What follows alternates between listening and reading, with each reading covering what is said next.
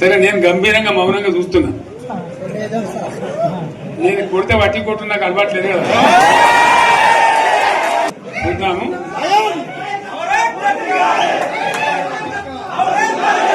నా రోజులు కానీ అన్నట్టుగా నేను చూస్తా ఉన్నా. కానీ మనోళ్ళందరూ కూడా ప్రతిపాదిస్తున్న ఏంటంటే ఒక సంవత్సరం జరిగిపోయింది, సంగమేశ్వర ఆన్నే పన్నది, బసవేశ్వర ఆన్నే పన్నది, పాలమూరు ఉత్పత్తుల పథకం ఆన్నే పన్నది, కాళేశ్వరం అట్లే ఎండబెడుతున్నారు.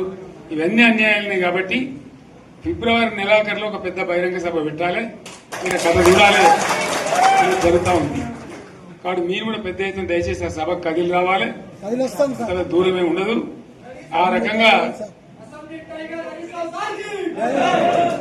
తెలంగాణ శక్తి ఏందో మరొకసారి చూపించి వీళ్ళ మెడలు వంచి ఇప్పుడు సాధించాలి. భవిష్యత్ కోసం కూడా కొట్టాడకు మనం సిద్ధంగా ఉండాలని తెలియజేసుకుంటూ పరమేశ్వర్ గారికి